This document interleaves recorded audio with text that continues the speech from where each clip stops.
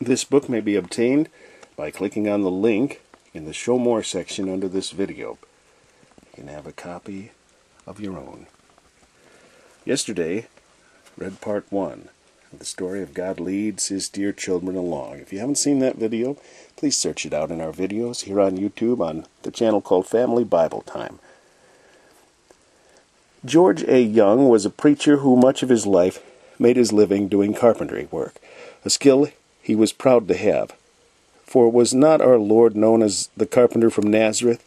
Young and his wife had started out early in their marriage life to serve the Lord. Theirs was a dedication that eventually led to full-time Christian service, going from small church to small church in the country areas.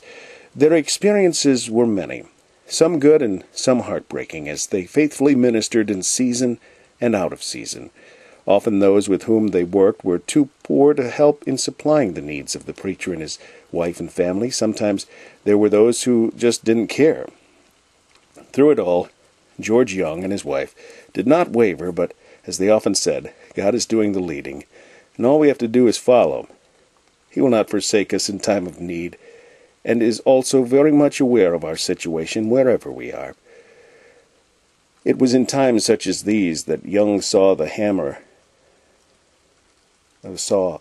Young's saw and hammer came in very handy. It also came in handy when, after years of living in borrowed tents and from hand to mouth, George Young, who always reminded you that it was God's hand, the Youngs were able to commence building a small home of their own. By working extra hours at his trade whenever he could, and by the family often doing without the extras, enough money had been put aside to eventually purchase a piece of land made available at a low price by a friend. Now, after waiting all these years, a dream that often seemed impossible would become a reality. The house would take several more years of sacrifice and dreaming before it would be completed, but in the end it would be well worth the waiting. Had not our blessed Lord promised a mansion in heaven, and could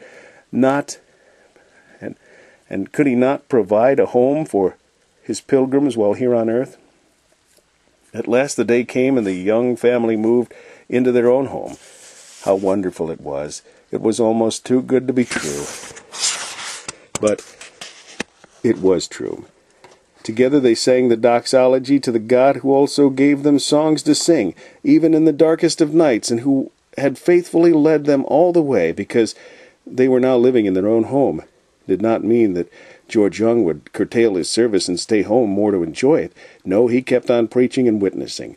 For after all, this world was not his lasting home. He was just passing through. Then disaster struck while George Young and his family were away holding meetings. It is thought that someone, not in sympathy with Young and his preaching, and not in favor that the likes of him should have a home of his own, set it on fire. Then George returned. When he returned, he found but a heap of ashes.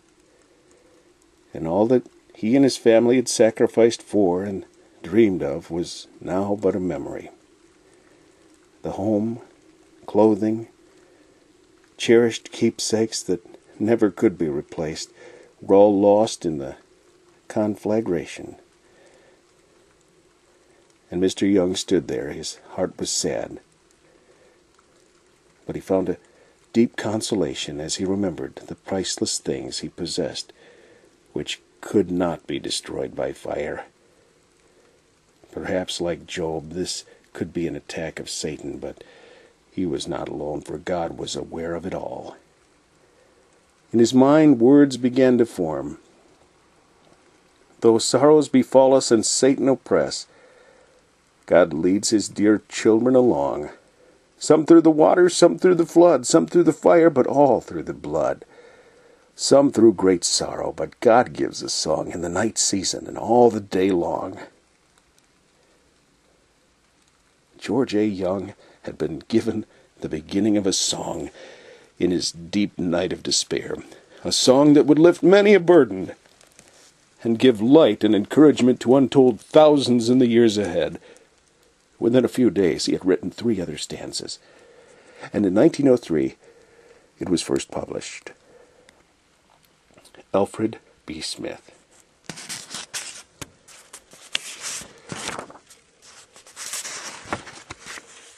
In shady green pastures, so rich and so sweet, God leads his dear children along.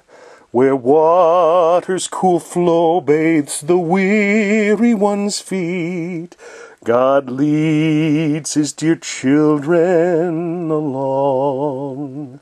Some through the water, some through the flood, some through the fire, but all through the blood.